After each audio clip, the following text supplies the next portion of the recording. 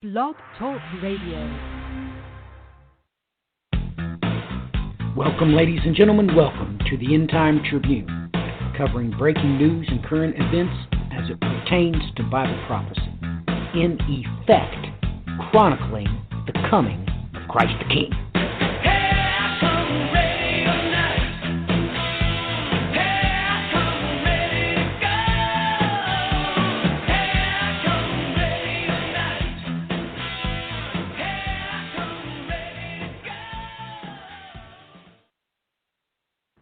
Welcome, ladies and gentlemen. Welcome to the End Time Tribune, this special broadcast we're doing this Friday night, July the 28th, 2017, covering all the hype that has been done leading up to what has been called the Revelation 12 sign 2017. Of course, all these ministries relate this to a rapturic event. We're going to take a look at it tonight in a purely biblical light and see what it is that we can see. I realize that it is the majority that claims that this is a good sign. I'm not debating as to whether something is going to happen in the heavens this September 23rd. But this being a good portent, I think not.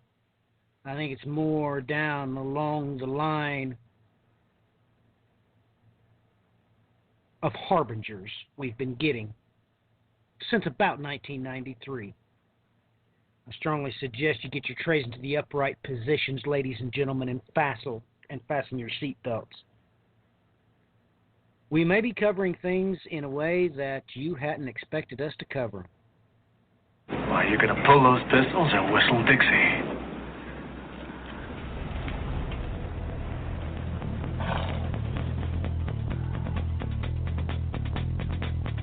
Let's ride.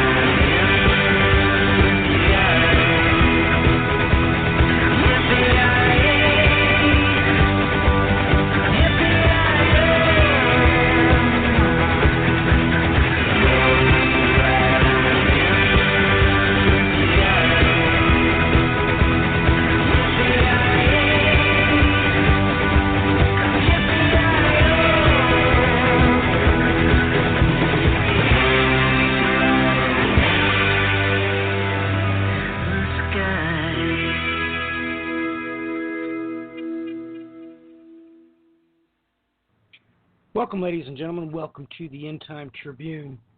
This special broadcast we're going to do about celestial symbology. I know there has been much hype over this Revelation 12 sign that is supposed to occur this coming September. However, I would direct everybody to the verse in question. You know, ladies and gentlemen, it amazes me how people will not start at the Bible, God's holy word, with what comes out of their mouth. It absolutely amazes me. Now, Revelation chapter 12 starts in thus fashion, reading from the Thompson translation. A great sign was seen in heaven, a woman clad with the sun, and the moon was under her feet, and on her head a crown of 12 stars. This is where it begins. And we do have a most monumental event in history that mimics this very event, as a matter of fact. If you would like to watch a video I put together on that, I put it in the show notes. Just go to YouTube. I gave it to one of my sisters for safekeeping. The name of the video is Jupiter's 21 Gun Salute. When we take a look at this, ladies and gentlemen, you can overtly and obviously see, as I made a video for that too, you might want to take a look at that as well. Because what type of crown this alignment creates come September, that's a Urea crown. It turns the tail of Leo into a serpent. It's what it does in the heavens. Just take a look at it. Very plain and obvious to see. But the type of crown in question here, ladies and gentlemen, it's very easy to see what it is because the Greek is a very exacting language. This word used in Revelation chapter 12, verse 1, is Stephano. That's what it is. And everybody needs to realize exactly what type of crown this is. It's a wreath, ladies and gentlemen. This is the same type of crown known back to the beginning of history, as a matter of fact. The bridegroom and the bride would put on two of these wreaths before they were married. There are multiple types of crowns in the Bible, but the two I need to point out to everybody is this and the diadem that's also mentioned in Scripture. You can find these on coins, ancient coins all over the place. They're made of metal. However, a Stephanos, a wreath, was always made of flowers. It could also be made with twigs, but any type of foliage. Very stark contrast between the two. It's important, of course, that we all realize that the reason why this crown was used was the stars on this particular Stephano would be flowers that were in full bloom. In no way, shape, or form would the Lord your God give you a sign of a woman having a Urea crown from Egypt. Especially when the Lord our God has put into the Bible, God's holy word, over and over and over again that, well, that's where you're at right now. You're in bondage. The entire planet has become underneath their pyramid scheme. This is why, of course, Psalm chapter 73 makes it perfectly clear that in unison with those crying out at the altar for the Lord to avenge their blood, at the very same time, the children of the Lord will be crying out the contents of Psalm 73. There is no way, and I mean zero chance, God would give you a sign in the heaven of the woman getting a crown of a serpent. So when we really take a look at what's going on, I know that a lot of people have been doing a lot of very poor Greek exegesis on this, when they really can't even take the time to read what's being said. And maybe I will talk a little bit about that as well, because I've heard these people say these things, and then it's repeated, and, well, ladies and gentlemen, to be perfectly honest with you, it's an outright lie. They're mentioning that some things mentioned here are exactly quoted that way in the Septuagint. Oh, no, it's not. That's a lie. They obviously cannot read the Septuagint. If they would at least taken time to look at the Greek words that they were trying to quote from, they could have quite plainly seen that those words were not the same in the Greek, not even close. So this bothers me. Everybody knows that I made a video on this. I posted it back in 2014, preparing all of you for this, because the last thing on earth you want is the inception of the harlot. That's the last thing on earth you want. But it seems to me that that is what this sign is pointing to.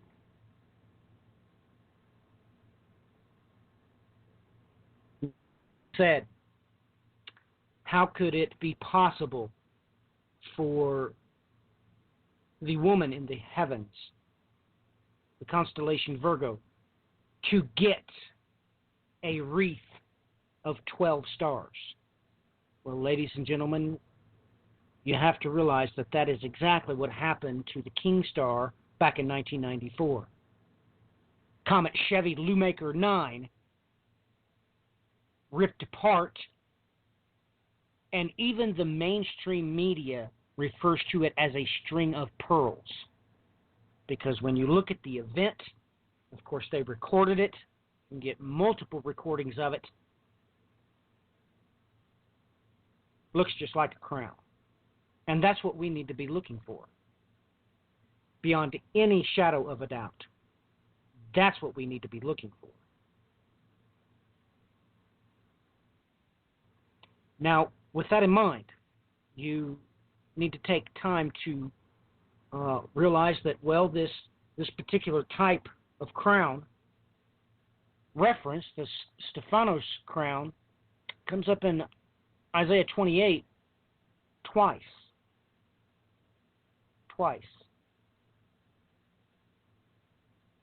It's in Ezekiel 28 and Zechariah chapter 6 and verse 14. But speaking of Isaiah chapter 28, especially when you read it out of the Septuagint, that's what it's quoting from. That's where this word is used. In the Septuagint version, it can be a whole lot different.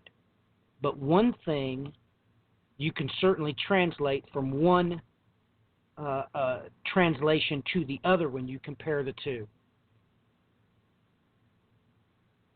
is in verse 3, it most certainly states the mercenaries of Ephraim. That's what the Greek says. Now, the Hebrew, a couple of different translations use a couple of different wordages, but the King James Version says this: the crown of pride, the drunkards of Ephraim, shall be trodden under feet. Now take note. There are serious things that need to be studied out in the Hebrew side of the equation. But in this instance, we're studying what God said out of the other side of his mouth, out of the Greek.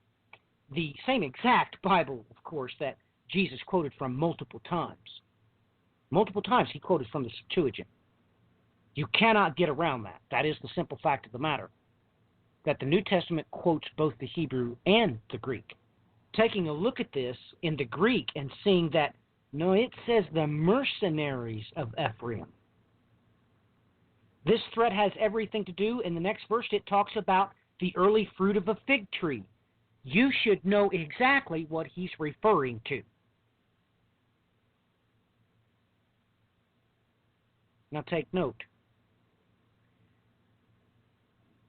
that when you read the opening diatribe there of Isaiah chapter 28 in the Greek, you have to come to this conclusion. You need to know this first, that the Stephanos crown is the exact crown that's also given to the white rider. Now, all of you are probably confused right now. Why would God do that? God should have given him a diadem. That's correct. However, he's not given a diadem. He's given a wreath. Now, with this in mind, you all should realize that this being in Isaiah chapter 28 twice, the Stephanos crown, in direct relationship to the first rider. You should really stop and consider that you have short-sighted yourself by upwards of 50% of all the information that God ever had to show you. If you've been exclusively studying the Hebrew Old Testament and the Greek New Testament, realize in your mind, just with the Old Testament, you've only ever offered yourself 50% of the information.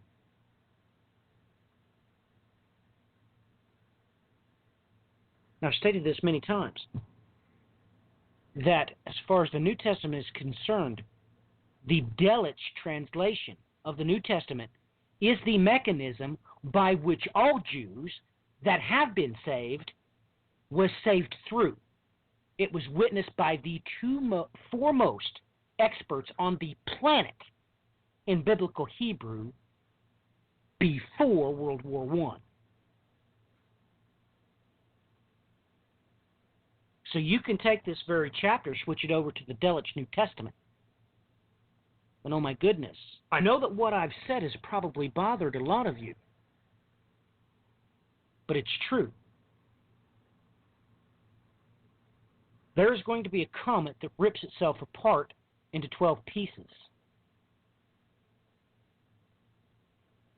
Now, I hope that everybody realizes that the meteor showers that happen every single year, they all have parent comets. They all come from us going through the path of a particular comet during that particular time of the year. One such comet has been referred to as Comet 1913. It's also been referred to as Comet Low because we never did get a handle on it. But it comes from Coma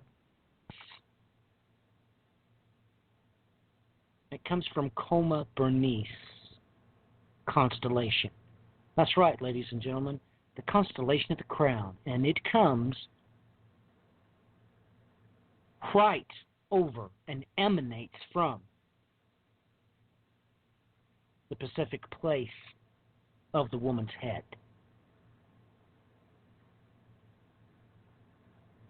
There's also one in the Leonids that is relatively close to this. It could be that comet. It could also be one of the Virginid meteor showers that we have.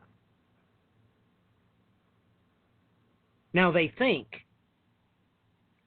that Comet Lowell, the one that produces the meteor shower from Coma Berenice, they think that it has a period just like Halley's Comet. It's about 75 years, although they have not been able to verify that with certainty. Now, with that in mind, ladies and gentlemen, how many times have Brian and I directed you to the events of World War I, and all starting there in the seat, there with Ukraine? It's going to blow you away that in the 2014 Ukrainian Revolution, shortly thereafter, it was published in Vogue. Now, ladies and gentlemen, Vogue is one of the most trusted sources on the planet. Not that most of us would want to read it, but that is true. They come out with an article, February the 5th, 2016. This is the headline. In Ukraine, that flower crown means more than you think. I strongly suggest that you read it because there has been an explosion since the Ukrainian Revolution. Now this article painfully states that now you can buy these wreath crowns everywhere. The author goes on to say that she even checked the social networking site, and many of her friends from Ukraine had posted as their profile pictures themselves wearing the wreath crowns.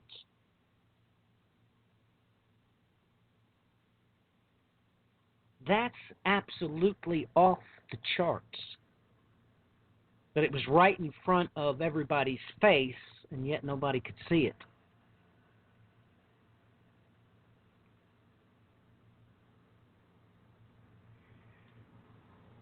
You know, it makes me, ladies and gentlemen, because I remember when I asked Brian to, let's take a look, let's come to grips with the gene pools. I knew that I probably wouldn't like what he found, but 3 weeks later, proved beyond any shadow of a doubt of just exactly why Ukraine was so important. And it seriously bothers me seeing that they're on the ground since the Ukrainian Revolution in 2014. Why did this instigate all of these women? I mean, literally in this article from Vogue, they said literally in every place that they can be sold, they are. Even in the meat markets, they're sold in the meat markets. Absolutely off the charts. Brian, what are your thoughts on that? That this was kind of, I mean, sometimes the signs can be so easy and right in your face, and, you know, us bookheads don't figure it out till later.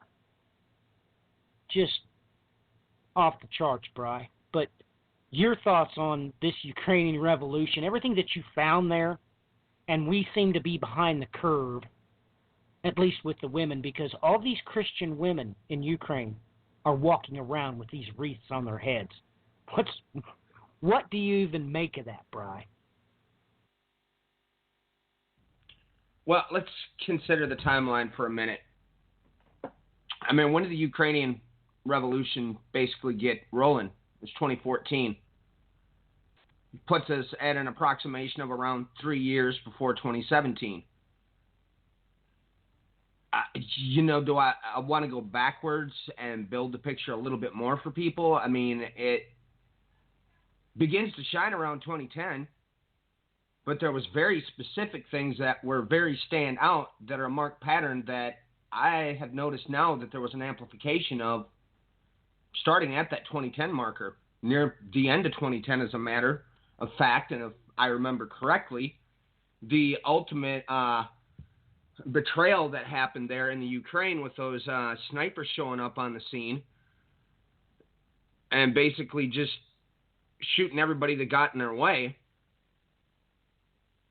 was definitely the flashpoint there. And, you know, as I've said before, we had the original Ukrainian, the descendants of the original Ukrainian Nazi forces come storming across the border, and were the ones that were behind that revolt, behind the takedown. They're sitting in power right now.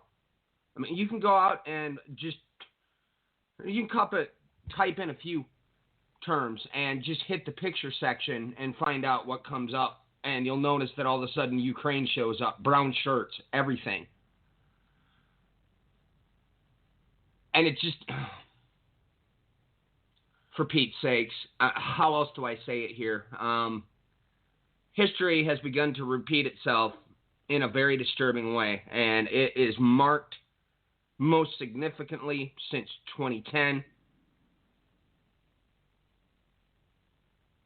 There's just no end in sight to this. And, I mean, there's a lot of excitement going on here with this sign coming up and everything, but I guess the most bothersome part of this has been, since I've sat back and watched all the sudden excitement that's shown up here within the last, I'd say year or so, so many people are completely missing the point of what's happening here, and they've taken it in a whole other direction. So that's all I'm going to say for the moment here. You know, the hype behind this, Brian, and the massive amounts of distractions that we've had away from that event horizon, that area there in Ukraine, I have to agree with you. It's bothersome. People just aren't going off the foundation of the Scripture. They're just not. When if they would have just brought this up and checked it in any Strong's, any type of Greek dictionary, they would have realized that under no set of circumstances would God make the wondrous sign of Revelation 12 be a urea crown. It just wouldn't happen. I mean, that is the perfect description of another one in Revelation. Make no mistakes about it. But it's not the woman of Revelation 12.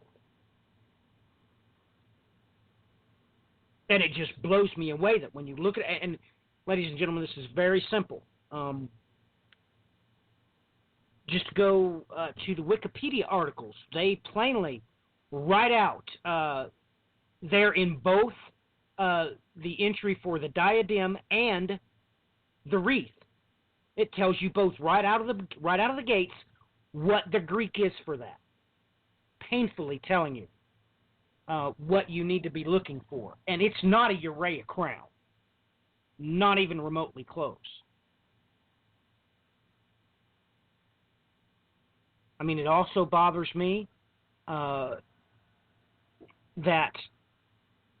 some of these people are quoting things that the Greek says that no, it doesn't. That's not what it says. Take for example that, ladies and gentlemen, they all have been coming out and saying that there in Revelation chapter 12, verse 5, that is the word that they give for a flight of fancy. When they need to take a second look at it, they need to actually look at the Greek. Because, ladies and gentlemen,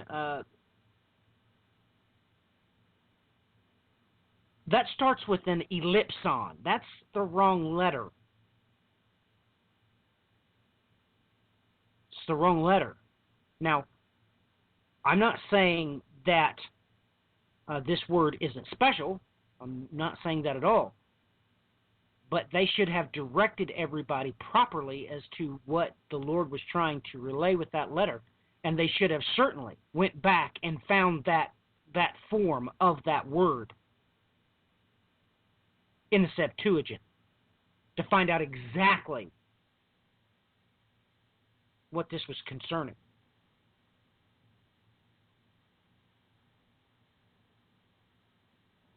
Now take note,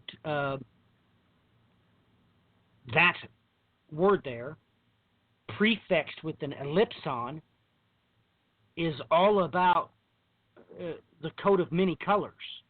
It's in Genesis 37:33, out of the Septuagint. And he recognized it and said, "It's my son's coat, and an evil wild beast has devoured him. A wild beast has carried him off." That's that form of the word which prefixed with an ellipson.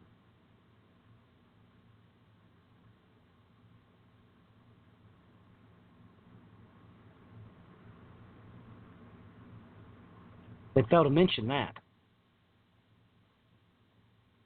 They fail to tell you why prophetically that would be the case, or why prophetically this would be in the Septuagint of Job chapter 24, not just once, it's in there twice, prefixed with the ellipson.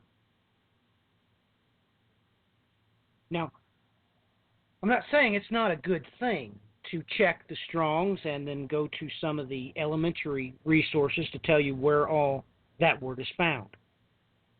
However, that is extremely limited and elementary. You need to know how every single word is spelled.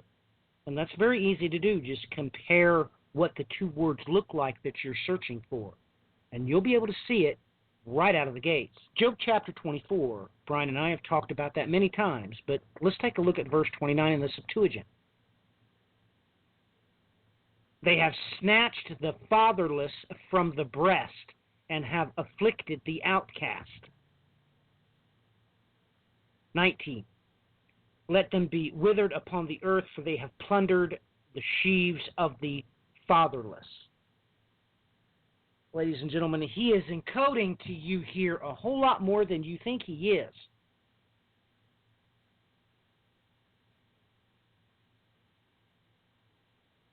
And it's these things that are that are the important things to understand. What is God actually going to do? He makes himself perfectly clear in the original languages.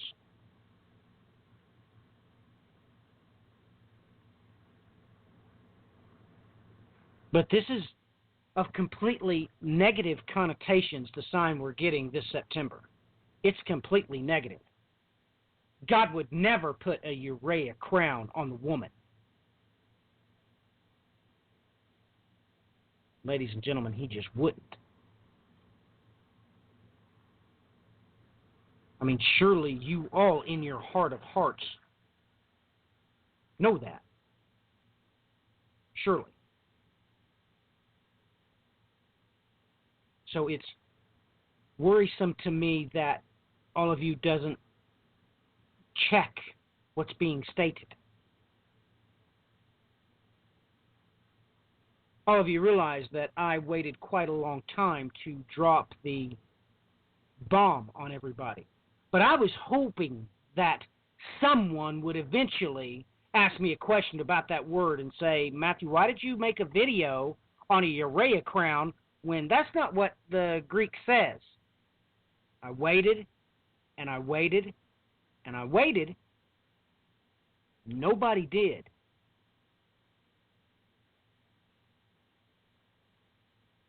And that bothers me.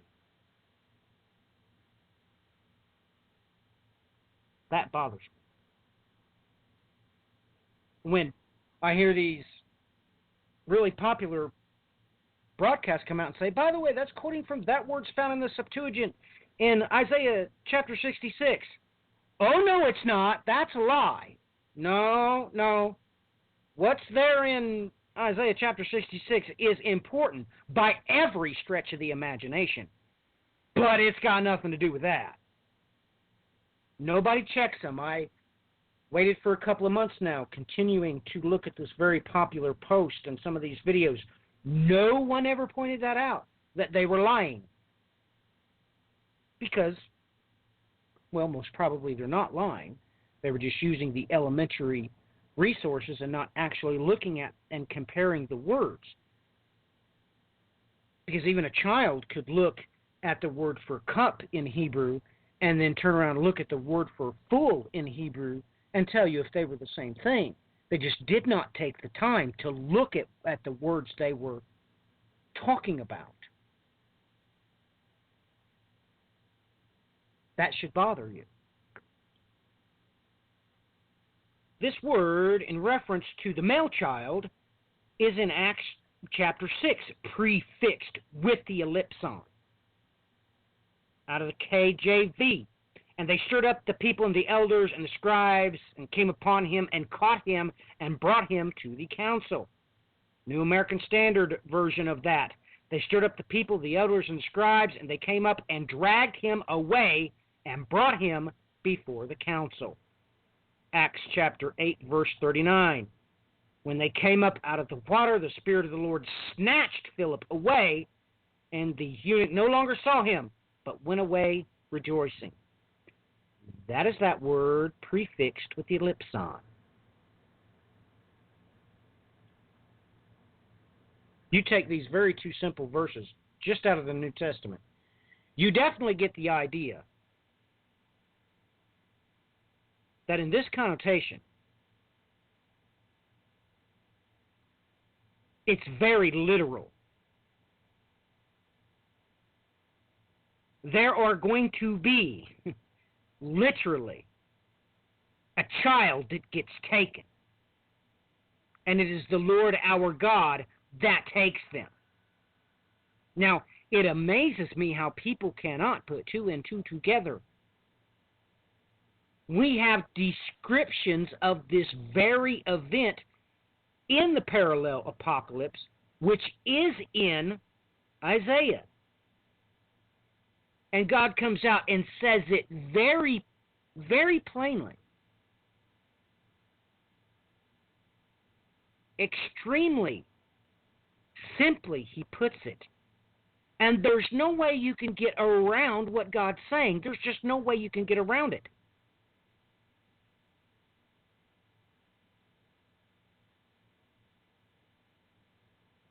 And the verses line up perfectly with the verses that these people are talking about in the wrong chapter.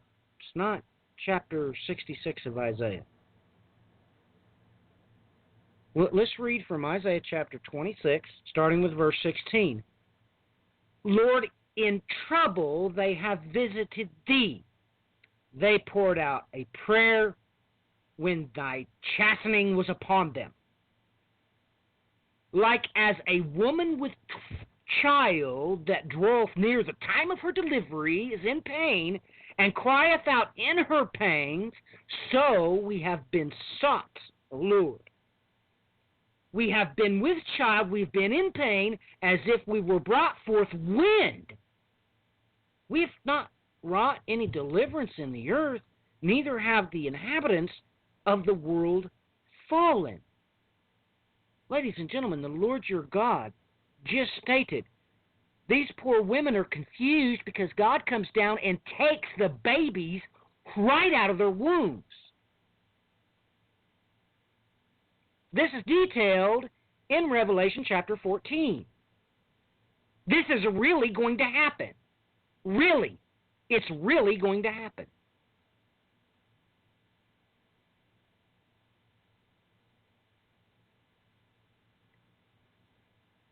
And I must say that that's where I drew the line.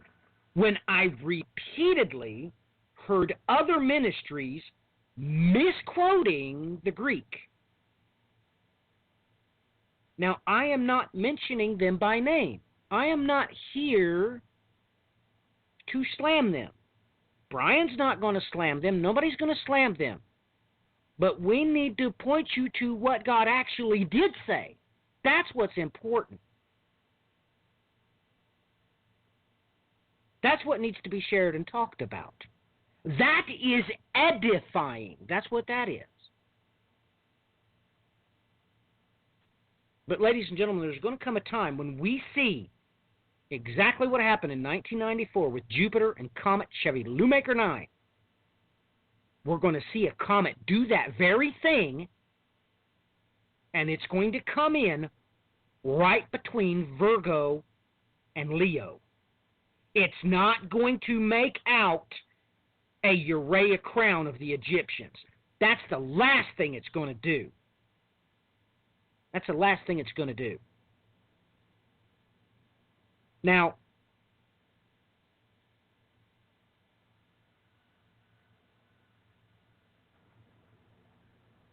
ladies and gentlemen,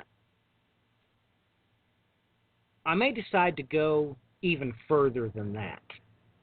Maybe it is time for me to up the ante. I don't know. I'm seriously thinking about it. Because all of you need to realize that you need to realize that if these same ministries the same terms, they repeat them and they repeat them, and it seems like every so often they come out with this date. Surely there comes a time when you realize that, well, maybe you don't even know what you're talking about, and that's never going to happen. Did I take you by surprise? I mean,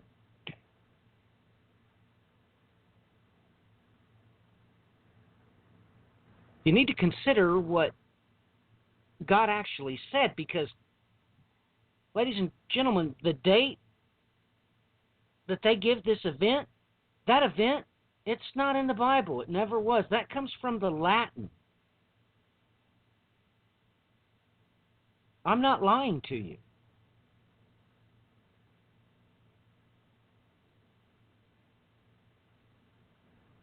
I'm going to go farther, okay? I'm going to guarantee you this. I'll guarantee you something, and I'm going to explain to you why, because I believe God.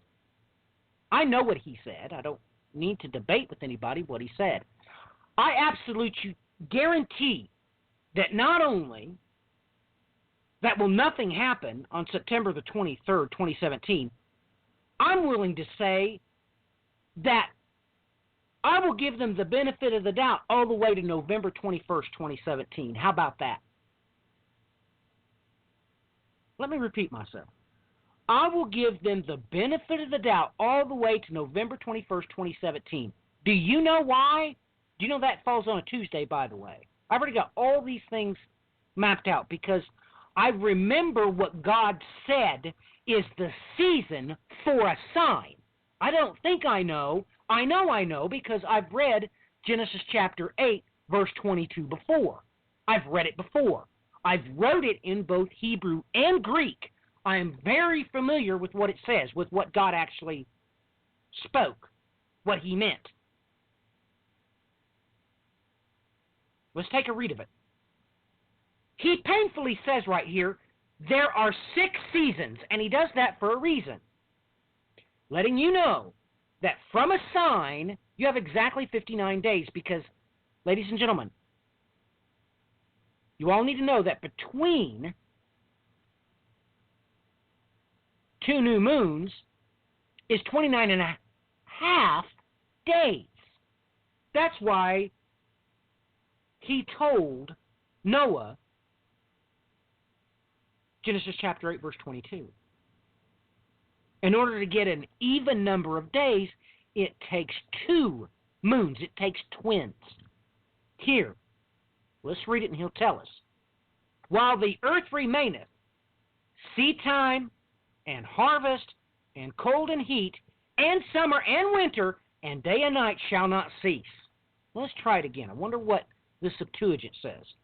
While the earth continueth, seed time and harvest, cold and heat, summer and spring, with a succession of day and night shall not cease. In both languages, He went way out of His way to tell you that a season is 59 days. It is twins of the moon, whether that be 2 new moons or 2 full moons. You get the point. 59 days between the time when there is a sign, and it must be completed in this season. That's the season. So I am going to give them the benefit of the doubt all the way to November 21st. But on November 22nd, Matthew's going to do some hammering. I'm going to do some hammering.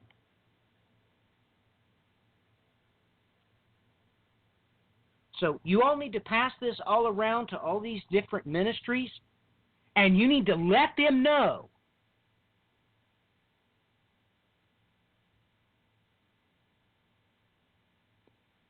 that they need to correct what they have misstated about the Greek, and do it quickly.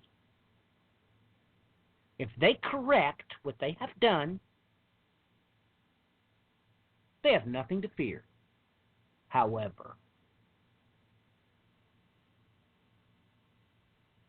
if they don't do so by November the 22nd of 2017, I am going to publicly declare what they are.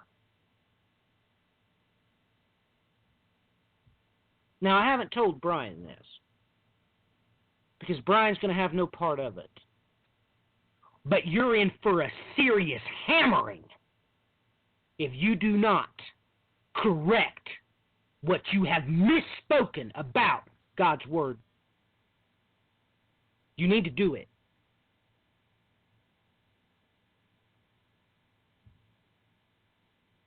It's time for somebody to put a stop to this. And let me make sure that I make myself clear. About the event that you are promoting, as far as I'm concerned, I have no problem with that. The only thing that I am going to correct and point out that you were obviously deliberate in this mistake is what you misquoted about the Scripture itself. It's the only thing that concerns me. I have looked over some of these ministries, and as the par, it goes well. I find no reason to believe that a few of these have any ill intent. They are truly excited about what they believe is going to happen. There's no sin in that. However, those of you who are doing this to peddle,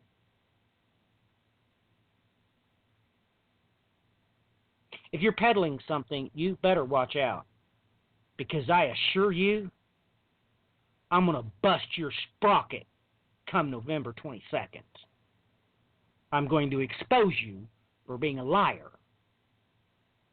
More importantly, a deceiver. And I'll have the chapters and verses for you, both in Hebrew and Greek. And when I'm done, you're going to wish that you'd repented of this before those 59 days that had expired. And when I do this, it's going to go global. All the important listeners that I have that think themselves to be important, they know full well that the majority of my listeners are overseas.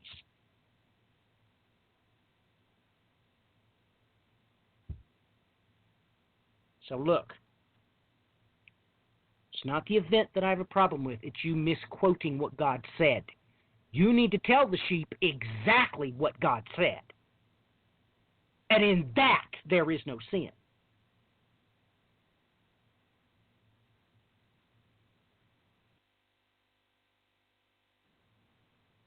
Brian, jump in here and give us your thoughts on this. I know that I'm throwing this on your head, but like I said, you'll have no part of it anyway. But it is time for this to be checked. So what's your thoughts, Brian? Have no part. I think I've been turning a lot of sacred cows already on their nose. So I guess I've had my own part in calling a vast majority of rubbish out in the open. But I need to ask the question here because this is the second time now I've seen some confusion being allotted to something about the Ukraine, which is not lining up with what I said. What is it that you think that what people group is sitting there in the Ukraine? I need to check that first because this is twice now this has come up, and now I'm sort of concerned. All right, well, I was under the impression that this was the people group known as Magog. Absolutely not. Right No. Okay, this is multiple times this has come up, folks. So let me clarify this. Magog is the Magyar people, which are in Hungary. They're one of the native people groups that are living there. They moved from that area I know that. into Central Asia, and they came back. Now, you're correct. You are absolutely correct. I am wrong. You told me that was Bosnia. Go ahead. Yeah, sorry. No, you're right. You're right. You're right. That was me getting my wires crossed. Wow. Well, no, other people have been confused about this too. I've had this question come up a few times, and I've had that lumped into the Ukraine. Now, folks, you need to understand who is inhabiting the Ukraine. I mean, I've got just the standard. You can pull up the standard charts to find out what populations are there, and the standout one that you're going to see is called R1A1, which is among 50% of these people. Now, that standardly breaks down, they will call that quote-unquote Slav, but that terminology is not exactly correct because they've lumped people groups into being Slavs and then use that quote-unquote nice little derogatory comment because let me explain why it's derogatory. Folks, that's the root word for slave, for Pete's sakes. Okay, and they've got this, they put this mentality around this that is going hand in hand. Well, it goes hand in hand with this Nazism. And I mean, I'm sorry, but that's the way it is. For some reason, and I can explain why there's a blood feud between the Slavic people. It's actually quite easy to explain. But, I mean, I need to point this out that this is, biblically speaking, this is Wreath. Okay, this is beyond the river Euphrates. These people are not atypically connected to this. Now, who is this new group that came in there and started chaos? I don't know, unless they sit down and start doing genetic, testing. Well, it's probably not going to help too much. But, you know, nonetheless, we've got a couple of lines in here that have nothing to do with being a Nazi. Now, is there a high probability of what we're really dealing with here when you go back to World War II and look at what happened when these people, when Germany crossed that border after breaking the treaty with Russia and then stirred up all kinds of trouble? Well, you had a bunch of hungry people. We know how hungry people can be twisted to play the puppets in whatever role they want. And a whole extreme amount of people suddenly decided they were going to side with the Nazis. They scapegoated the Jews, saying that the Jews were behind slaughtering a bunch of people, which they didn't do. But, of course, then they turned around and slaughtered them right there in the Ukraine. It's one of the biggest slaughters that happened early on during the Holocaust. And it just quite literally, I don't know what it comes down to. I mean, people just, they can be evil just for the purpose of being evil. I mean, that's how else do you say that? They just obviously, they can't think straight and they make poor choices and end up doing what they're doing. Because, I mean, I don't know. We've talked about well, at least me and Matthew have, the simplicity of this factor. Look at Cain and Abel. You know, but to run that, I guess, a little bit backward, blood feud. Okay, first off, folks, you need to understand as far as the European people groupings of Gog and Magog, because obviously we have other groups listed in this. But as far as those European groupings go, you are only looking at Eastern Europe into Western Europe, basically starting there at that Balkans Strip, which has a tiny little mountain pass, and then moves into all the way across the Western European continent, going up into, including Britain, and varied groups that are living within Britain as well. And I hate to be the bearer of bad news, folks, but how many of the people in the United States are descended from these same bloodlines? Yeah. I mean, it gets even more entertaining when you start realizing even the native population also goes back to varied groups within this. So, nonetheless, I seriously wanted to clear that up because there's been a lot of... I obviously hadn't stated things clear enough as far as the Ukraine aspect is concerned. No, you so did. it's just I wanted to make certain everybody understood this. No, you did. That's my screw up. I brought up Google Earth and mapped it, just like you told me to do. And yeah, Ukraine is across the Tatara Mountains. Okay, ladies and gentlemen, let me explain. I was misquoting myself. Those people are in this plain. You can see it plain as day when you bring up Google Earth, just like Brian had me do. It is south of the Tatara Mountains. On the other side of that is Ukraine. But you can plainly see this hook, which also turns in, it's a great big hook that hooks down into the Transylvanian Alps.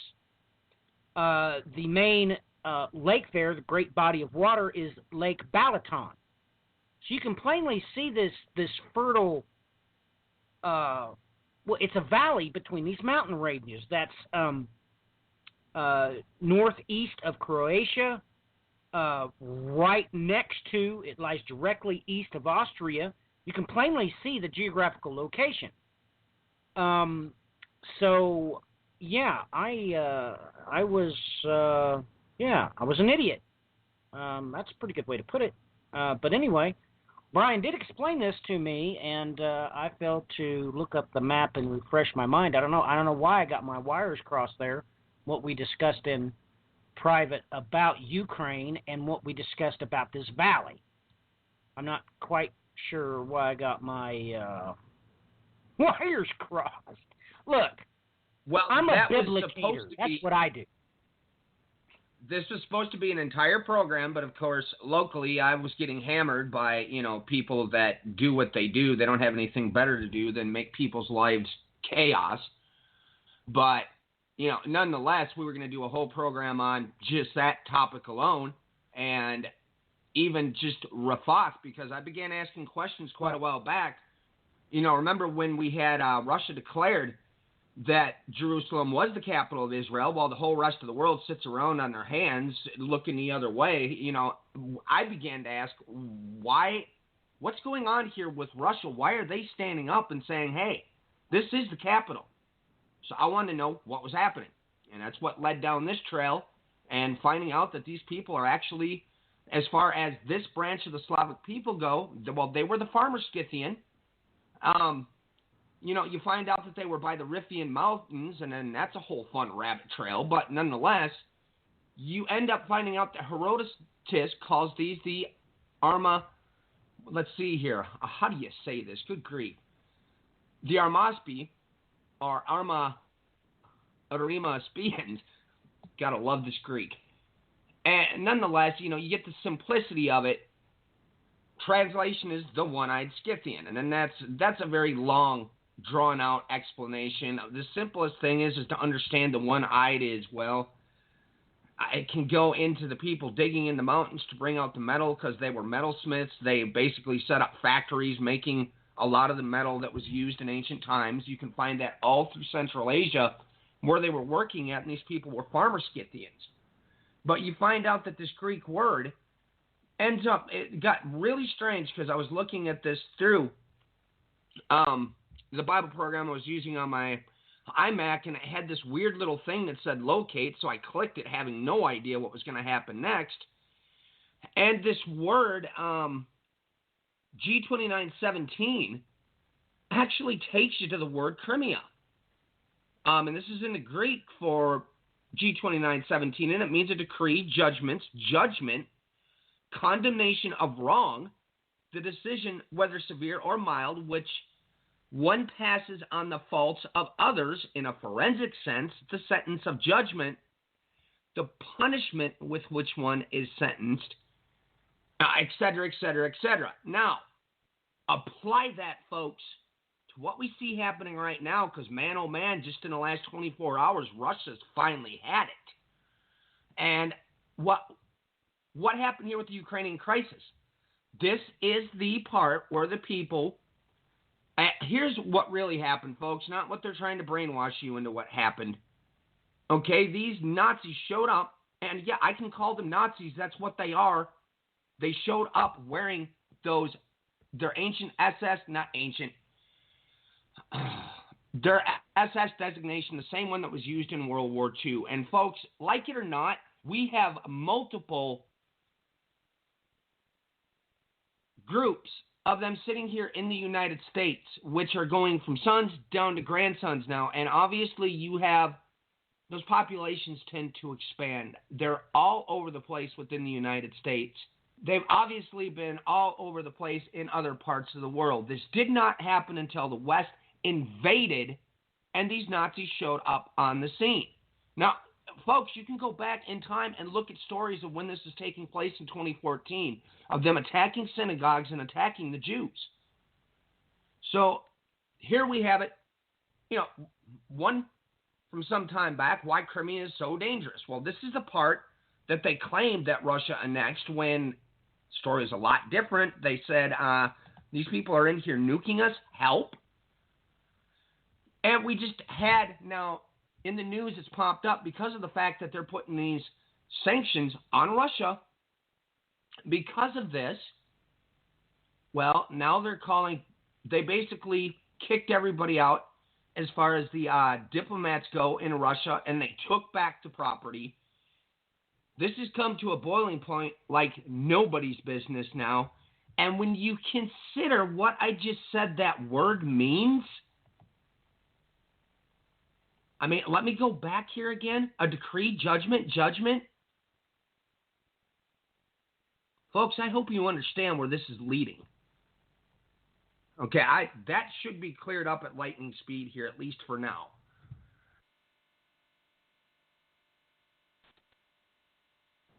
Well, it should be. All right. Well,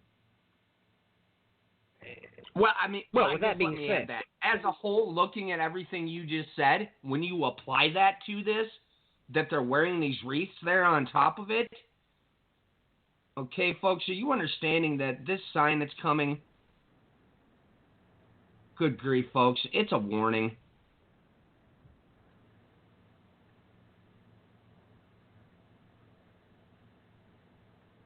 And why do you think the Lord would have wanted displayed a warning in that locale?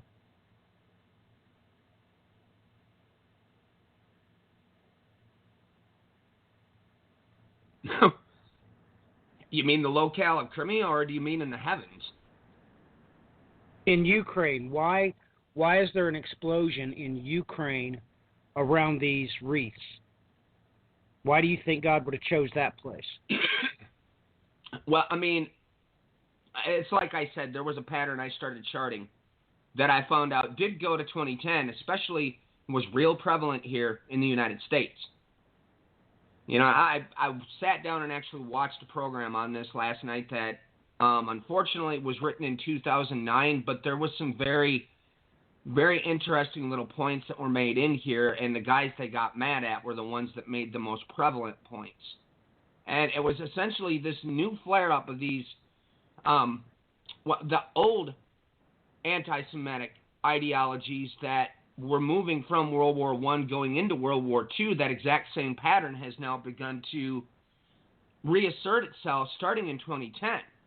And, they go through and they show the ADL and all that, and you could see that at that time the data they were collecting was just, it was sort of minimal in comparison to everything that we're seeing now. Since 2010, we've seen a whole new marked just reemergence of this historical pattern. And one of the big ones I caught, now, folks that have been watching my Twitter, and I've made mention of this before, the Koch brothers. Okay, folks, you might want to wake up, because now, within the last week, They've taken over the United States. It's game over. And we'll talk about more of that tomorrow. But I was looking through some different documentaries on stuff the night previous to this, and this was nice because they decided to use Madison, Wisconsin as their testing ground to see if they could actually take over the entire United States.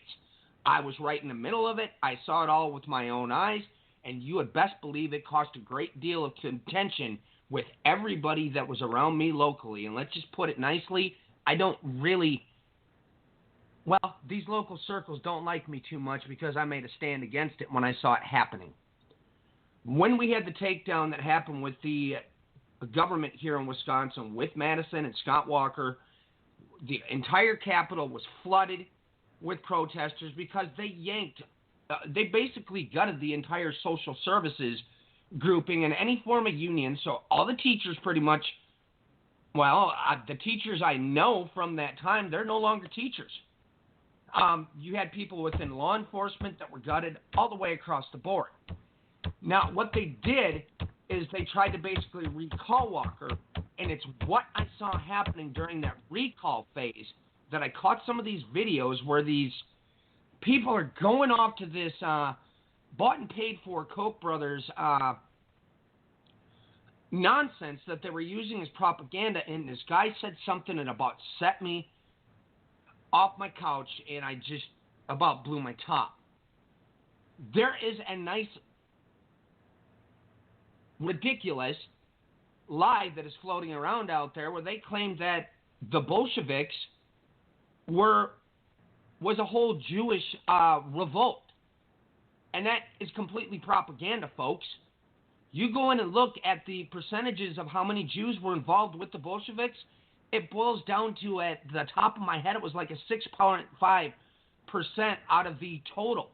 That's like minuscule. But they ran around with this concept that the Jews were somehow locked into the Bolshevik Revolution when that's not true. Now, when this was happening, this recall between 2010 going into 2011, this idiot's going around telling everybody that our government at that point in time was filled with a bunch of commies. But then he made the infamous mistake where he went and stated that this is happening because all of our schools have been filled with Jewish teachers. Okay, folks, they started a dangerous pattern in motion again, and you can actually mark it from this 7-year marker. No, this literally changed everything and set a whole new set of events into motion, which we saw starting to play out in 2014 in broad daylight. Now consider what we just saw during this last election cycle. I mean, these white supremacists, these Nazis, they just come right out in the open now. And I mean, need I go back to the Koch brothers? I brought it up a few weeks back, folks. They funded the Bolshevik revolution and gave them the refining technology for their oil, and then turned around and funded the Nazi regime. That was their father that did this. I mean, they love their money in that black gold, and you would not even believe the amount of hatred that's involved. Okay, this is a totally different mark pattern than what, for instance, the ADL was collecting at this time in 2009. Okay, this mark pattern now is in broad daylight. Ever since this election, we've seen swastikas have been showing up painted on varied things all throughout the United States. They keep going into Jewish graveyards and knocking over all their graves.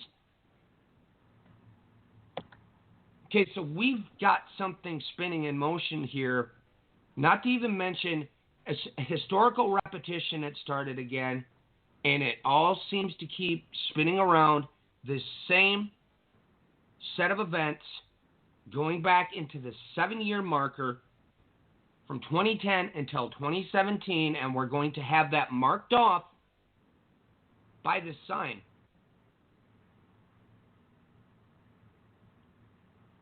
I'll let you get back in here, Matthew.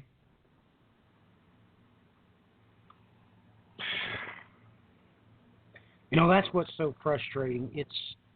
Everything has been so polluted with entertainment. It's absolutely mind-blowing.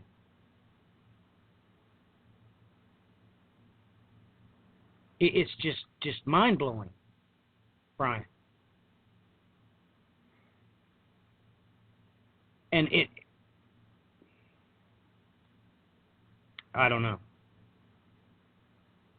It is so frustrating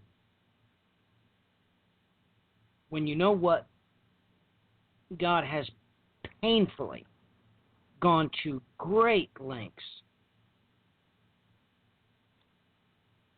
to show us about what exactly is going to happen, and they have got this so mixed up with the entertainment industry, it is mind-boggling.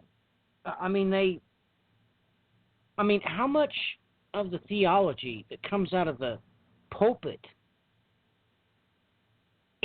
is based off things that were in the Omen? No, really.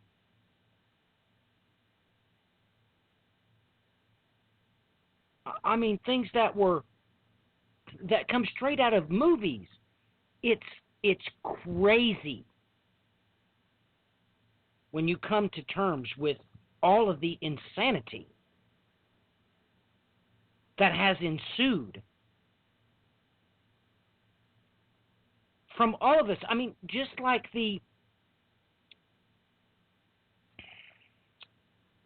oh my goodness.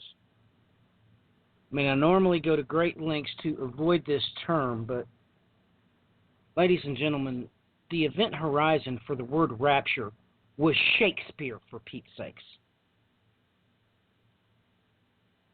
It was Shakespeare. I mean, and when people quote that verse, and I even spell them out, spell it out for them literally, that that word that you keep saying is harpagemathea. You need to please look at it, because it won't take you but 2 minutes to take those words or take those individual letters and get the English equivalents and write it out for you, and then look at that word, and you'll painfully see that's not G726.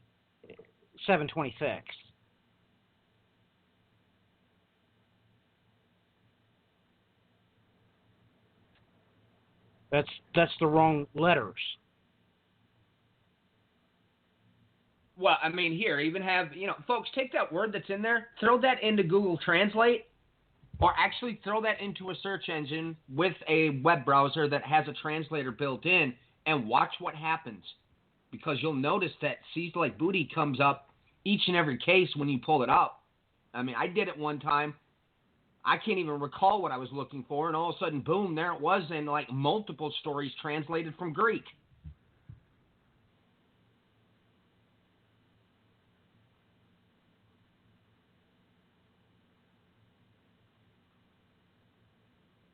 That's just the thought of that is ate up, Brian.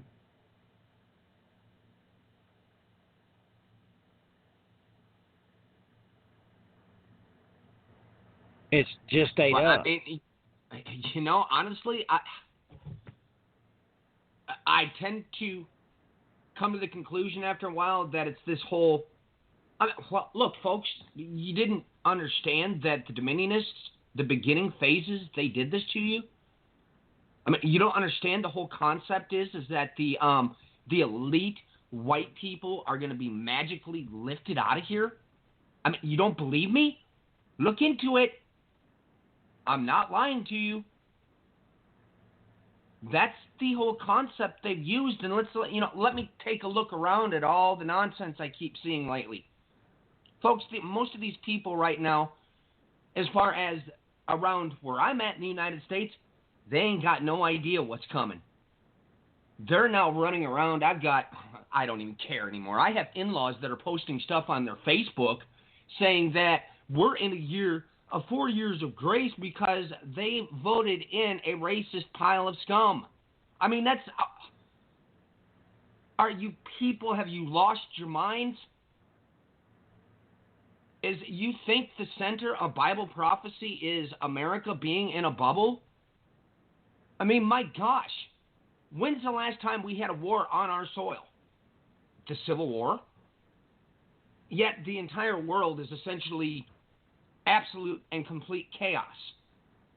And then everybody around here, they just turn on their TVs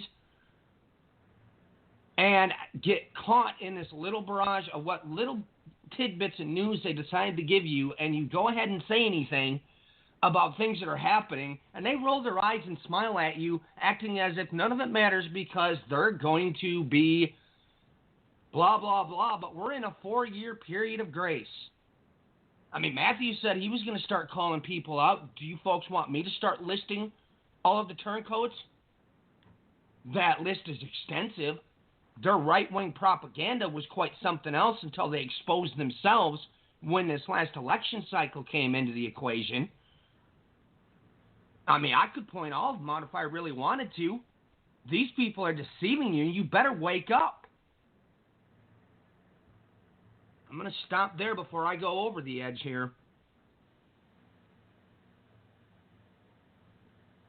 You know, that's a real question, Brian.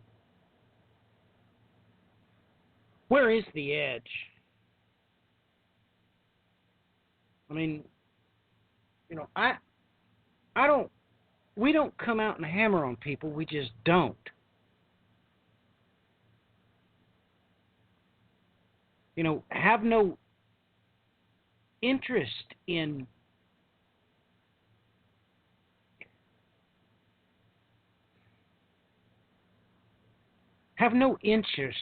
doing this. I mean, absolutely none.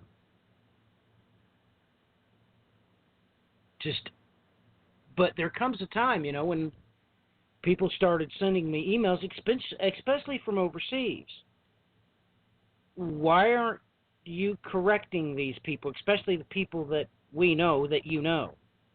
Why haven't you said something?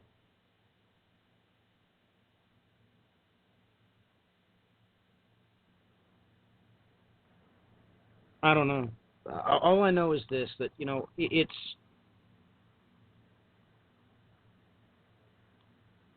okay for them to have their different terminology, whether they understand it or not, and teach about events, you know, in the Bible. I have no problem with that. But really, when you start misquoting the Scripture, somebody has to do something.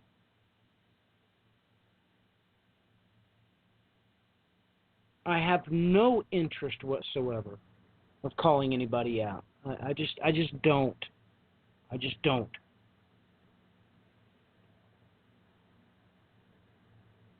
But they need to start at least looking at the verses and the words they're talking about in the Greek or the Hebrew. They just need to look at them, because don't insult my intelligence. You can tell the difference between one letter or the next in any language. In any language. You can tell when an A is an A and a B is a B and a C is a C. They look different.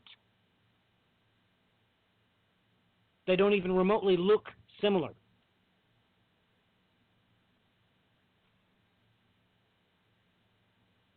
And it's just that, I don't know, maybe I got upset earlier and maybe I just need to let it go again. I don't know. And the thing that blows me away is all these people know that many times have people ask me about particular verses. I make schematics for them and send it to them so they know exactly not only the words that are in the Strong's, I break it apart and give you the words that Strong's cannot give you, because I give you all the compound words. I will tell you all the root words that is in that word, so you know exactly where to get. Then I send them a list of every time that word is used in either the Hebrew or the Greek. Every single time. I know that they all know this.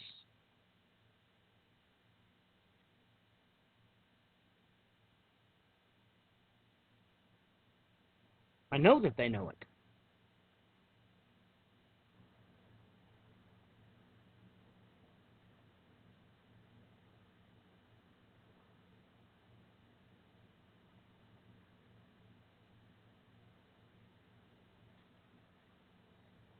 So it's just beginning to bother me.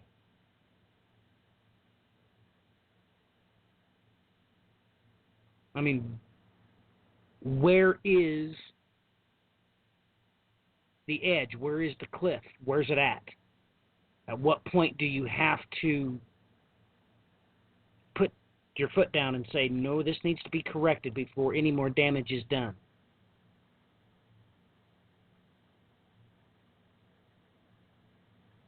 I do not want this ministry to change. I don't. I do not want to have a ministry of going around and, exposing. Oh my goodness. I've gotten to the point that I hate that word. These supposed Christian ministries, that's what they think their calling is to expose the Illuminati.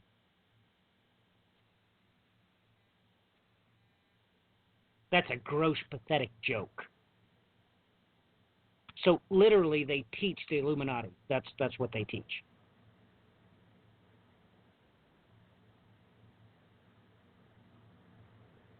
Yet they run around and call that a ministry. So I don't know, Brian. Well, and I mean, this is just it. What we've been doing this entire time here is bringing forward the truth for what it is. And, of course, it's going to send out shockwaves. I can guarantee a whole lot of people are not too pleased with me about the fact that I've been pointing out your Illuminati and Masonic conspiracy does not line up with the facts, nor, I hate to be the bearer of bad news, folks, nor does it line up with the Bible. I mean, has not everybody figured out who it is that's going to grab everybody and round them up and deliver us up to the religious institutions? Did we forget who it was that delivered up, say, Paul or whomever in those times? I mean, folks, I can historically show this, that this insane, how do we say this? Well, I mean, they made it prominent with the National Socialists when most of those were stating they were Catholics. Okay, folks, they've been working through places that they're calling churches since, I don't know, let's flip backwards and go to the Crusades. I mean, everybody, you should have expected to see it all coming from where it is, when the Bible is plainly clear about who it is that's going to be doing these things. Is it just me, or didn't the Nicolaitans try to present themselves as being part of the church? Why is it that nobody can put two and two together on this? I mean, we've got a running joke in my house, basically, but it's not a joke because it ticks me off. You put Illuminati in front of anything on YouTube, you will have 100 million subscribers and like 1 billion views per video about the Illuminati in the entertainment industry. How many Super Bowl halftime shows have we seen? The Illuminati in that. Can I ask everybody a simple question? What the heck are you doing watching that garbage in the first place?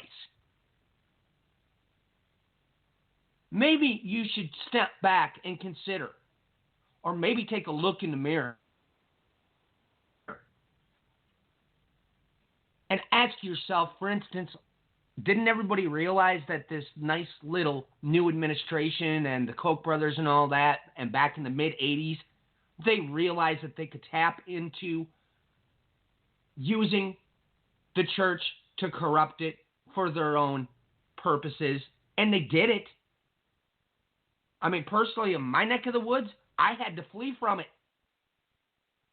You should see the stuff that comes out of these people's mouths. I've never seen so much blind hatred in my entire life. And in their minds, they think that they're Christians. Psychosis is an understatement. Now, I've seen people run around saying, oh, you can't, don't break off friendships because of this, that, or the other thing. Nonsense.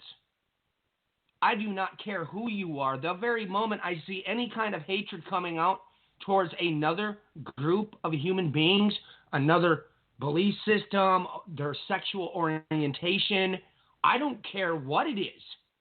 I will ban you from my presence. You will get shown the door faster than you know what happened. It's that simple. Folks, if you gotten tied up in this stuff, like I said, you better take a look in the mirror. I've had it. I mean, my gosh, people have gotten mad because I'm using the word Nazi. Folks, have you looked around? We can call them crusaders, we can call them Nazis, or we can call them what the Bible says they are. Nicolaitans, whose deeds I hate. Okay, the simple definition is people of destruction of the people. We can flip it both ways, back and forth. It's still one and the same thing. So I am going to call out the nonsense when I see it. That's what I am going to do. I would like to refrain from using names, but I mean, there's been several times along the way here we've had to do a teaching to correct the nonsense that's coming out of people's mouths. I mean, heck, go to our YouTube channel and watch Rise of the Crusaders. We did that before the election cycle. It will chill you to the core once you understand the things that we said in that program.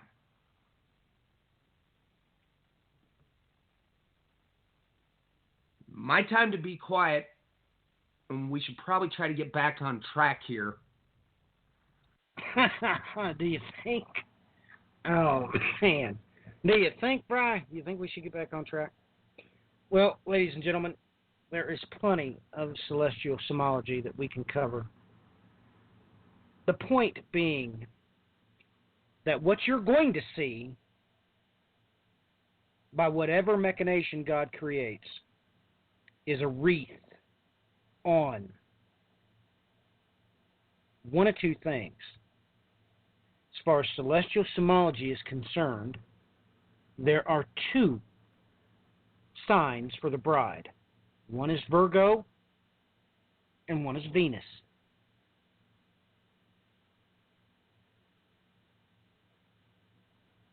Now, when you take into consideration that the wreath was normally placed upon the bridegroom's head, it makes you take pause, because what we very well may be saying is a repeat of 1994 and Jupiter, the King Star. And this sign is going to be played out on the bridal star, Venus. Well, and even recall what happened after 2012 when, after looking over the infamous Mayan prophecies, and it hit me we're supposed to watch for Venus to don her wings. We didn't even wait, not even a month or two before those reports started coming out that Venus indeed donned her wings? That's right.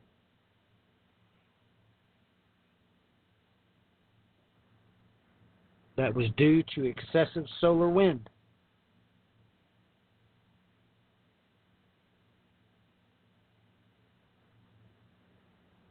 So, ladies and gentlemen, you need to fully understand that God prophetically says in the entire New Testament, in all the prophets, he refers to our current situation as being likened to the children of Israel before the Exodus. The whole thing continually refers to our situation in that light.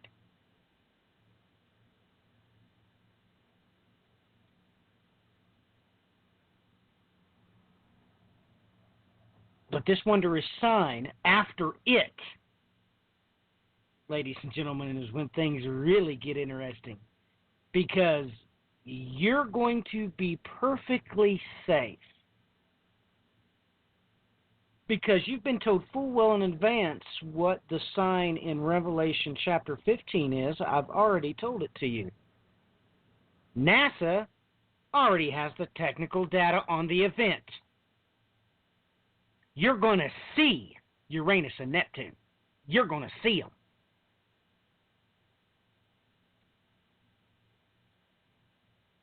Now, ladies and gentlemen, consider this. If the calculations be true, when you see the sign of Son of Man coming in, which is going to precipitate a lot of people's hearts failing them, don't you realize that this would explain that strange prophecy that says that the moon would shine 7 times brighter? You remember that? Why don't you bring up the diagrams of Jupiter's grand tack, which is actually part and parcel with the Nice model. They happen at the same time. They happen in conjunction with one another. Don't you realize that if Jupiter was even remotely close to us in orbit,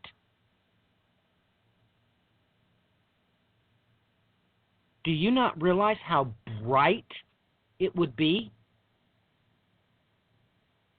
The moon would have to reflect that light as well.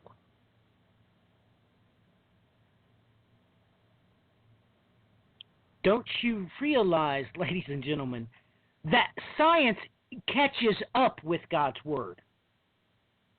I mean, just like Jacques Cousteau. I hate to tell you this, he did not discover the rivers in the ocean that he could ride his submarines on. I'm sorry, that was in the Bible thousands of years ago.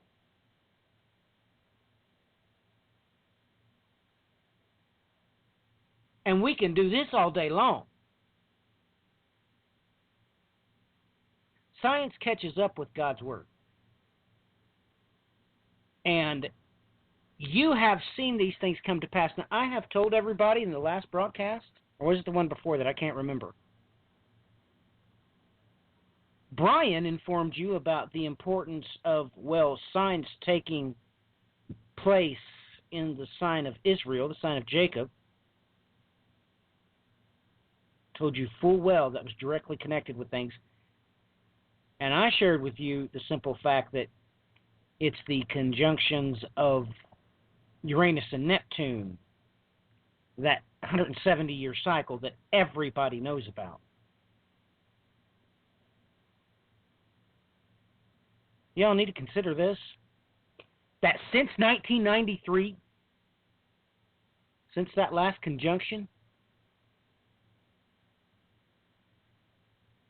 you all may very well find the seat of your pants in the final days.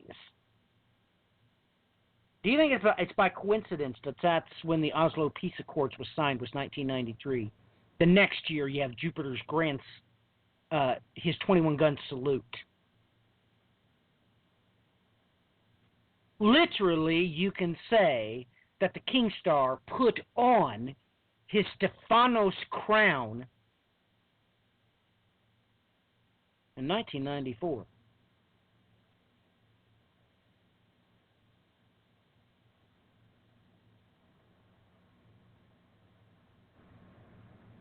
So you all need to really come to grips with the fact that all celestial symbology will be proved, is going to be proved by NASA.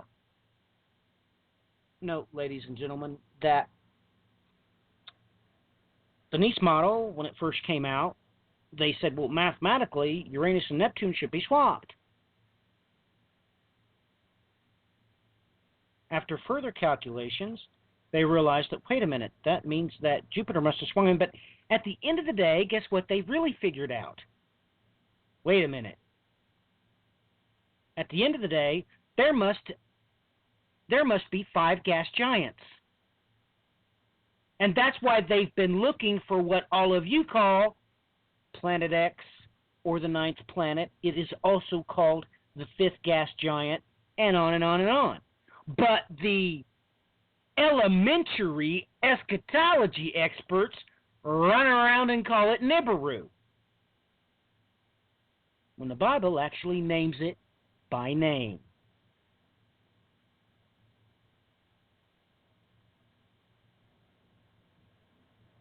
You know, ladies and gentlemen, you all might want to take a look at those timelines I made. That's what's going to come. That's what's going to happen. You know,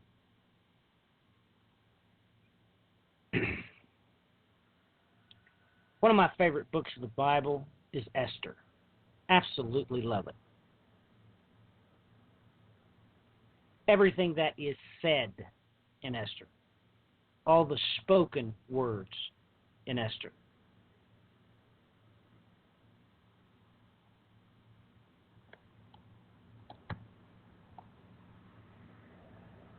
It is breathtaking to think that if we are in the end times, certain promises have been made. Certain guarantees have been made concerning, well, the church.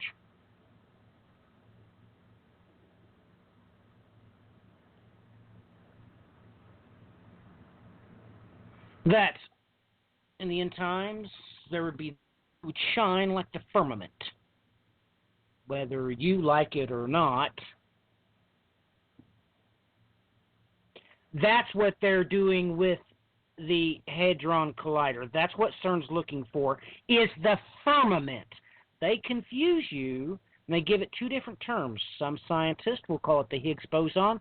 The other scientists will call it the God particle. They're looking for the firmament. Back in the 1800s, they called it the ether.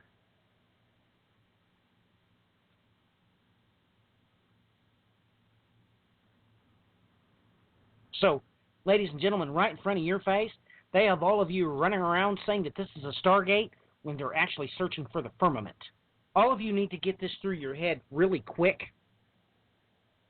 Does any of you know what a cyclotron is? Probably don't. Whenever you go to give blood, they'll put it in that little thing that spins it. Yeah, that thing. Well, you need to know and understand this. That being a centrifugic type of device, what you really need to be worried about is, you know, those little rice-sized chips that you all run around and talk about? Here's what you really need to be worried about. That they use a little capsule like that and start mingling seed in it and send that around the Hadron Collider. The only thing required, of course, is that it be a metal that is affected by a magnetic field. Because all of you need to understand what that big ring is a series of donut magnets that they switch on at the proper time. It's the exact same principle that has been used to create a railgun that you all know about. All that is a series of magnets on switches. That's what you all really need to be worried about.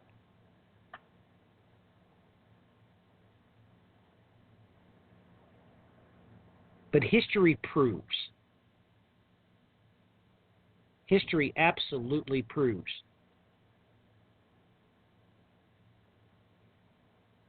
that science is just catching up with the Bible.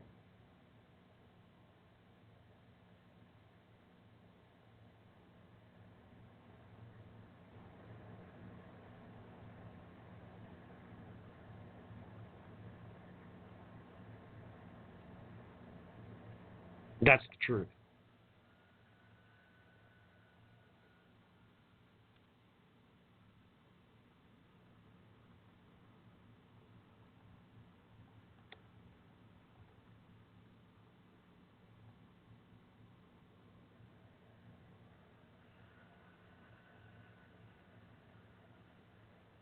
You know, ladies and gentlemen, what about when Mordecai asked Esther,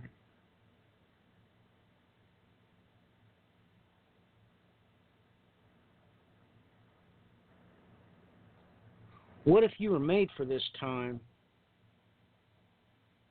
What if you were made for this?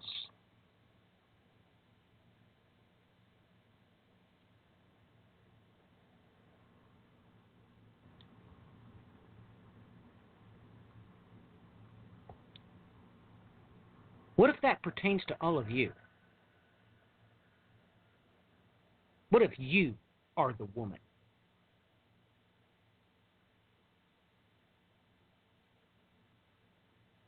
Let me read it for you. Out of the KJV, of course. For if thou altogether holdest thy peace at this time, then shall their enlargement and deliverance arise to the Jews from another place. But thou and thy father's house shall be destroyed. And who knoweth whether thou art come to the kingdom for a time as this? What if you're the woman in Revelation chapter 12? Would that make you set up and begin to pay a little bit more attention to what God said would actually come out of his mouth?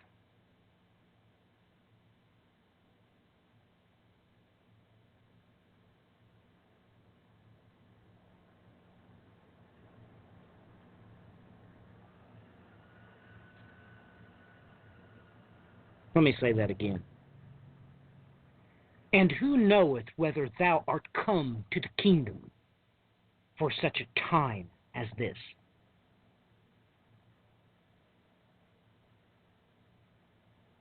What if since 1993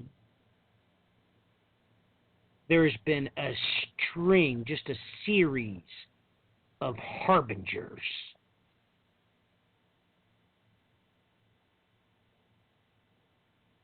Take note. The event that I referred to earlier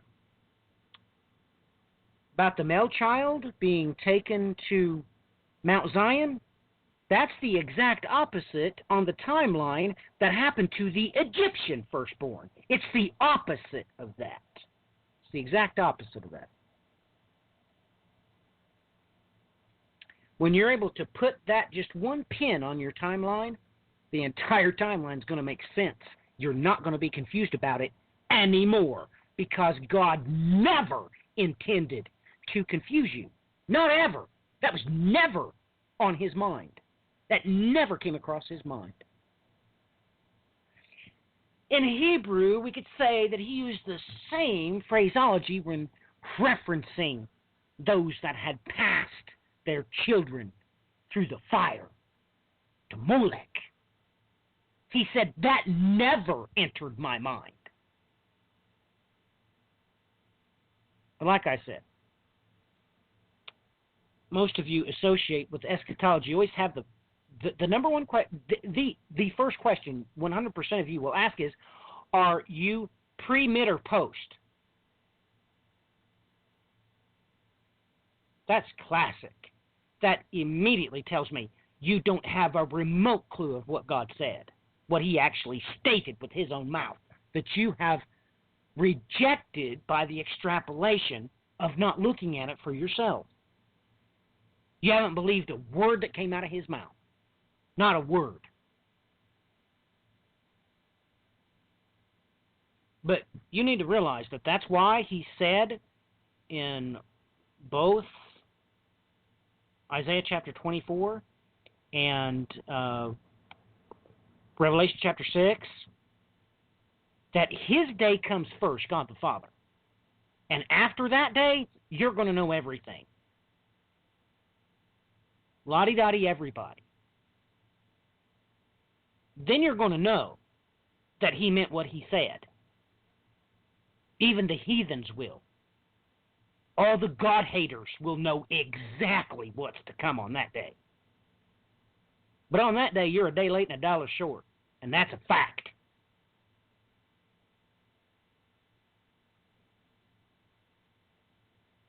So, I don't know.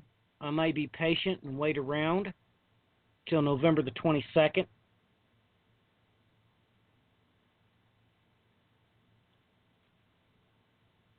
I am better known for letting it go and not mentioning names. We really don't have time for that. I don't want to be for judgment. I want to be for mercy. I don't want to have any part of the judgment part. I just don't. I don't know how a God-fearing, Bible-believing, gospel-preaching Christian could have any enjoyment in judgment. But you all do need to know that now that I've stated. You know that after this September 23rd, within 59 days, you should see the results of that sign. Just so you know.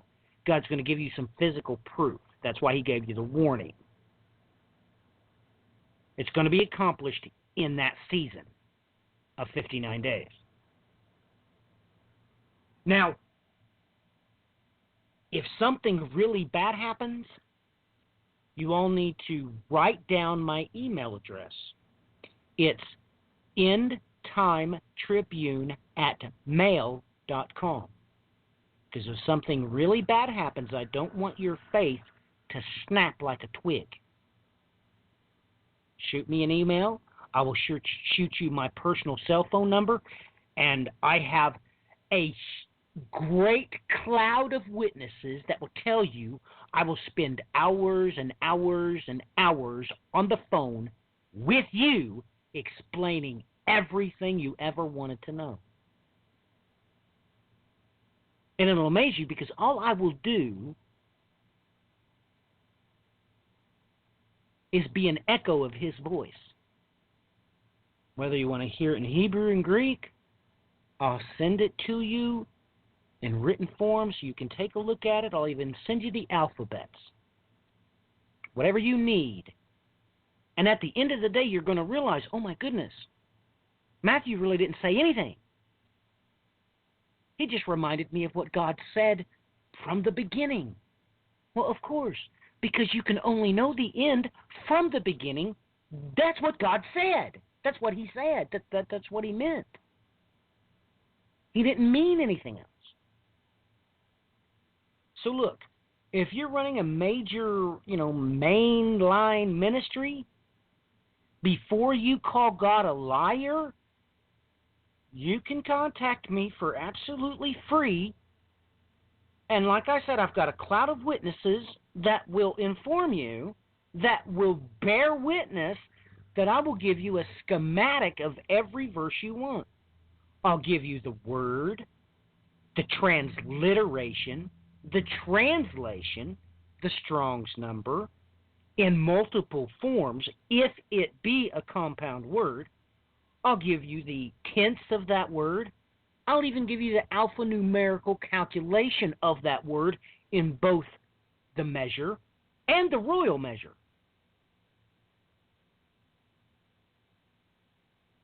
I will literally bend over backwards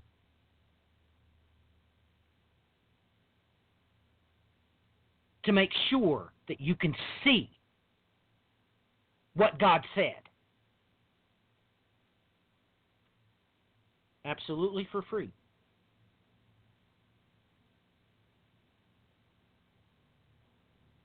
And I'm not worried about what you're going to do with it, because once you have the facts in your hand, you can't change it.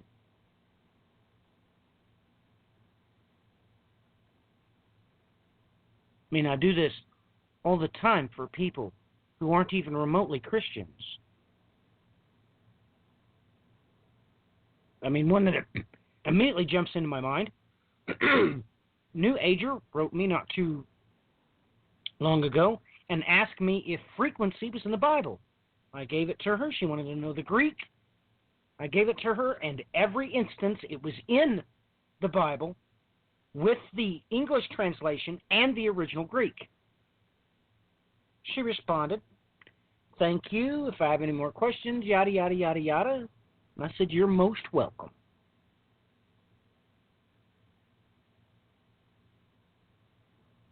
So before you do something very bad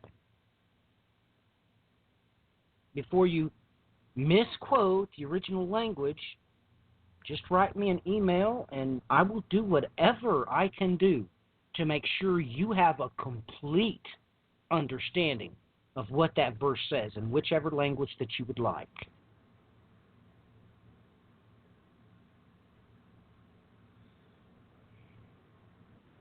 Now, this is the way it works, ladies and gentlemen. I mean, you heard Brian. I was stating something incorrect about the geography, even though we shared screens. I brought up the Google Earth, and Brian explained to me where it was, yada, yada, yada. And, you know, hey, I got my wires crossed because I'm a biblicator. That's what I am. Yes, make no mistakes, I aced geology in an institute of higher learning. But that's not what I am. So, yeah, I messed that up. You know, that's pretty funny. And you need to act like it's that way whenever you make a mistake on your ministry.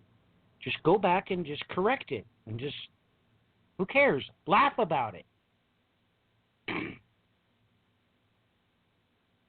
Just laugh about it and correct yourself. You don't realize that when you do that, the people who do visit your websites, then they'll all of a sudden realize that you do have credibility. That's when you have credibility. When you correct your mistakes. So, I find that pretty funny. Brian put me in my place today. And I'm glad for that. So, no, I don't want to come out and hammer on people when I certainly can, but I don't want to be for judgment. I want to be for mercy.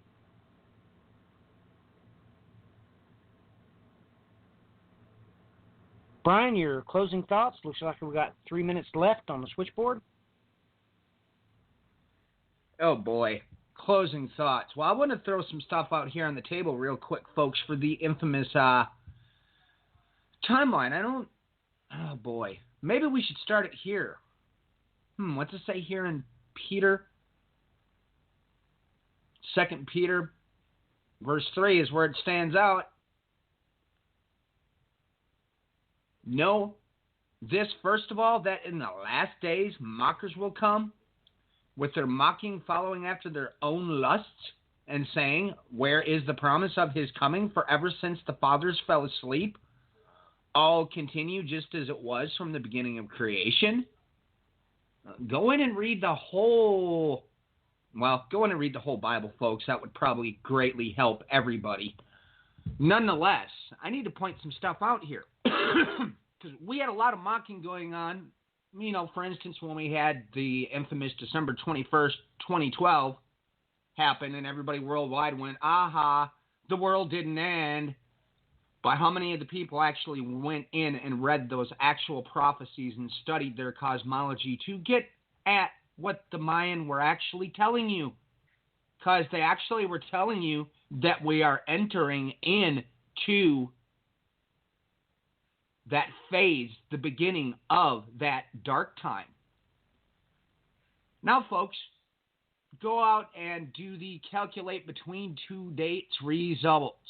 Rather interesting when you take the next day of 12/22/2012, and another thing that they scoffed at and mocked, because once again people started saying that their infamous rapture was going to happen at the end of the Blood Moon Jubilee. The last blood moon was 9/28/2015. This result is 1,010 days, 1010, between that sign that those Mayan wrote down saying, people, you might want to wake up. We're about to enter into a dark time. And then all of a sudden, lo and behold, there you have 1010 days. But what else happened? Because that same year, 5 years previous to the sign that's happening on the 23rd of 2017, September 23, 2012. Countdown to Messiah. Worldwide Jewish prayer at 11 a.m. EDT. All right, folks, we covered this when it happened. You can find this. I just threw it up on my Twitter, and heck, I'll throw it on my blog after we get done here real quickly so everybody can look. I had this happen here locally. I told people what had happened. They looked at me and said, well, what is that supposed to mean? How is that important? Oh, well, that's nice. Folks, I mean, the amount of prophecies, it's literally enough to blow your mind that were actually fulfilled in that moment. I've got a paper sitting here I wrote back then that needs to be seriously corrected, but nonetheless, I went through and listed all these prophecies. It'll blow your mind.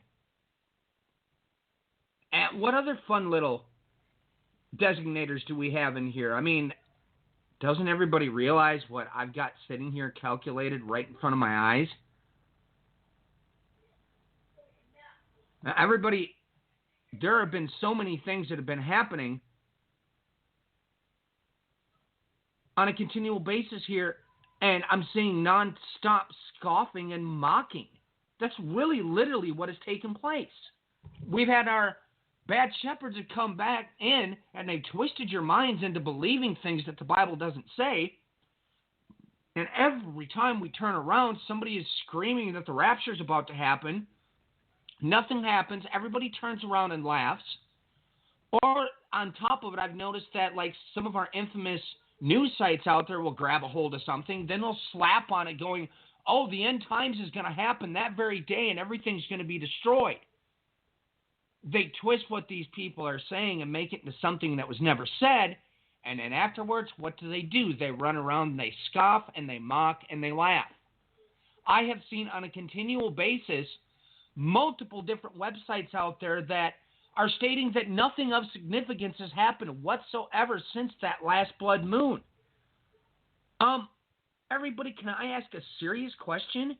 What are you looking at? Nothing has happened? Let's talk about the events yesterday. Oh, yes, they took the magnetometers away from the Temple Mount. Netanyahu did that. Most of the right-wing groups in there got really ticked off, but here's the thing. Is everybody aware that they got soldiers stationed all over Jerusalem? Because, well, they knew riots were going to break out. And guess what? They have. The Arab League stated something yesterday. Going, have you guys lost your minds? You've taken the Dome of the Rock at the Temple Mount.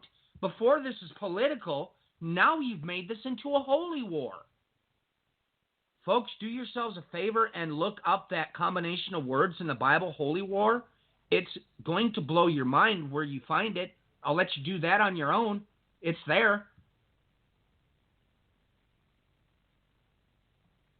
And yet we've got people here that are convinced that somehow because they put in this crazy administration that somehow there's 4 years of grace.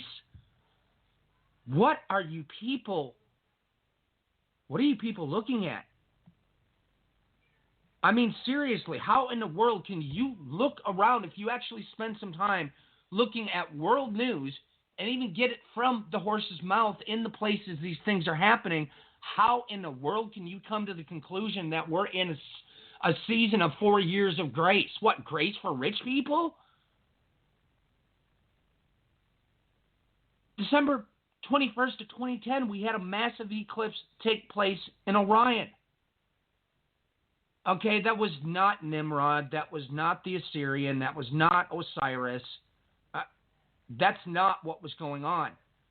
But the very day that that happened, it shook the entire heavens and the earth. And you can go out and still find some of the people that luckily screenshotted it. I did when it happened, and I lost all of it on an old computer. But every single earthquake measuring device went haywire. And nobody could figure out what caused it because there was no earthquake anywhere on the planet that made this happen. But recall what I said happened in 2010 previously. That's when I noticed all of a sudden this marked repeat in history of the forms of anti-Semitism that had started going back even towards the end of the Middle Ages, going from the late 1700s into the 1800s, the pogroms, etc. All these same ideologies started floating around out there. Folks, I beg of you, you need to get into the Bible and start reading it for what it says. You need to remove all this nonsense out of your minds. These people are intentionally confusing you. Some of them are not doing it. Some of them are doing it because this is all they've heard over the years. This is all they know. So I'm not lumping those in, but I can tell you right now there are those out there that are intentionally doing this. And they are raking in the bucks. They'll tell you that every 5 minutes a mega disaster is about to happen, and then you find out they're telling you to buy their silver and gold and all their apocalypse food. They're making a mint off you, folks, and they can't get away with that if you get in and you know what the Bible says. They can't pull the wool over your eyes. We've got seriously mega events that are happening on the ground all throughout the world. So it's really time for that clarion wake-up call. Those are my closing thoughts, and maybe Matthew can put a dot on that. Thanks for joining us, folks, and God bless. Yes, ladies and gentlemen, I agree with everything he said, but this is just as bad. Let me put a period on his sentence about pulling the wool over your eyes. Just so you know, the Jacob sheep is not the sheep that Jacob had, because that was a fat-tail sheep. That sheep is encoded into the scripture. It's an Awasi sheep. It has a fat tail. Remember all the sacrifices, God referring to the fat of the tail? It's not a Jacob sheep. Thereby proving these bad shepherds really have pulled the wool over your eyes. Till next time, ladies and gentlemen, God bless. Godspeed.